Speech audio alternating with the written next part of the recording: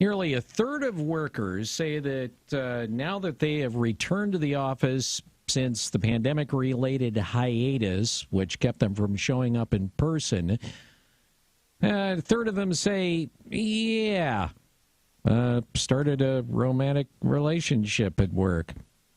During the past year, many corporations, of course, implemented mandatory return-to-office policies, forcing their employees to come back to the actual workplace. Half of those who said they experienced workplace romance said their relationship was with a superior. No, they got a raise. 46% it was a relationship with a subordinate. The majority of those in relationships with work colleagues said they didn't tell human resources about it, even though that's pretty much frowned upon a lot of times. And there are some companies where it even violates company policy. Let's talk about it this morning. He's a legal expert, extensive experience litigating complex matters, founding member of Biles Wilson Law Firm.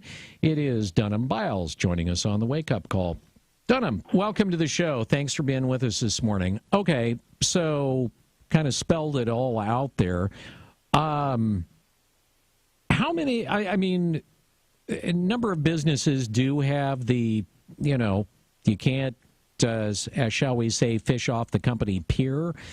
But is that, what are the legalities of that? And can a company actually tell you who you can have a relationship with or not and make it stick?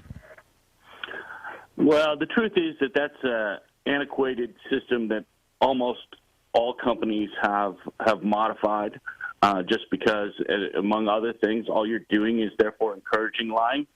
As that survey shows, they're lying anyhow, and then you're creating a situation of distrust yet more. So most companies have moved away from the absolute bans. Could you do it? Sure, it's been done. You can't be, as it relates to office, what goes on in the office place and so forth. Sure, it's just not very practical, especially in times where employers are having a hard time competing for employees and talent and want to have good teams, camaraderie, and so forth. It's not a policy that works today. When you say they modified, when you say modified, does that, to parse it, does that mean they completely removed the policy, or they still have the policy with stipulations? Both of those are true. It varies across the various companies. Everything from no policy whatsoever to policies that, for example, forbid superiors having relationships with their direct reports. To also, there's even things called love contracts. Some companies require disclosure to HR after a relationship has hit a certain point, and then they make both parties to that relationship sign basically a contract saying that they're in this relationship, that they understand the HR policies, and so on and so forth. But really, what this really comes down to is people behaving professionally in the workplace. It's one thing to be dating. It's another thing to be having PDA, personal displays of affection, having arguments about personal things. If people can maintain their professionalism while in a relationship, then it's probably for the best of the company.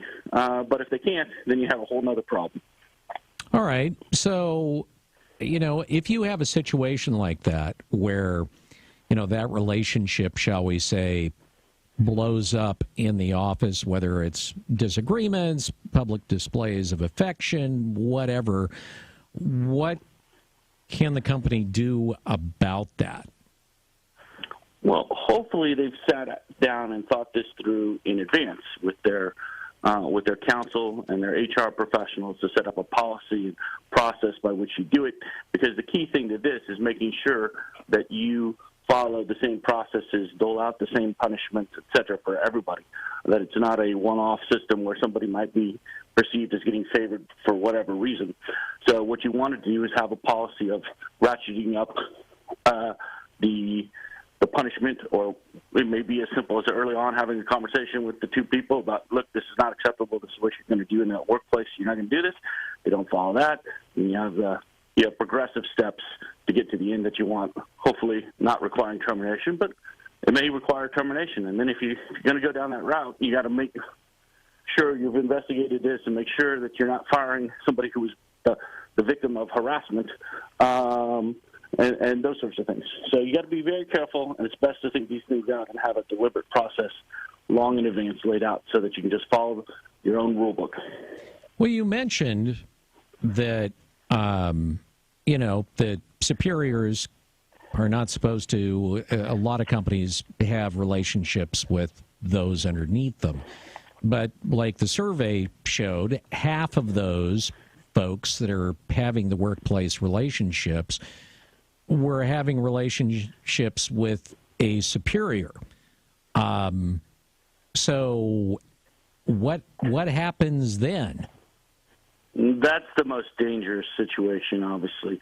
So one thing that you can do, some companies do, it depends on the size and whether this is even practical, right, is that if at all possible, and you have a subordinate dating a boss, then you would ideally separate those two out so that there's no longer a direct reporting relationship.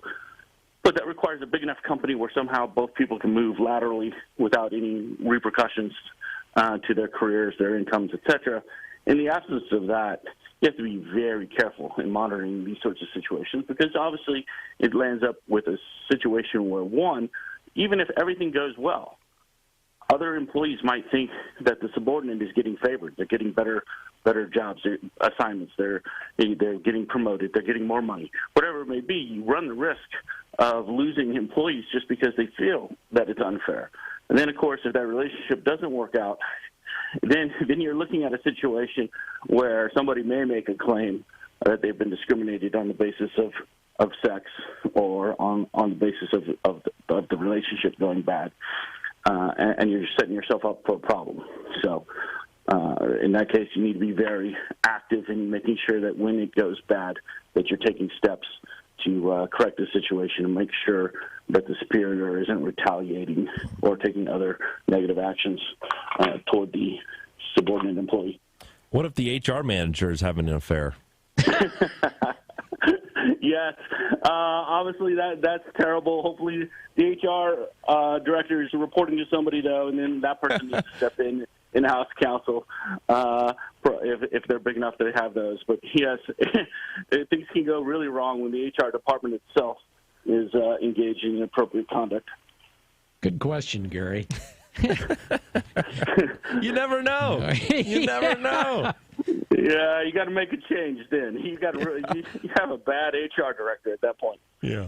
All right. Dunham, we appreciate you joining us on the Wake Up Call this morning. Well, I appreciate it, and as originally Oregonian, I just want to say let's go Ducks. Oh, hey. Love that. So what part of Oregon are you originally from? Sherwood, Oregon. Oh. Did you go to the U of O?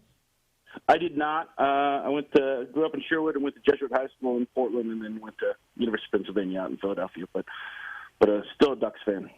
Very cool. Good deal. Hey, man, we appreciate talking to you this morning. Have a great rest of your day.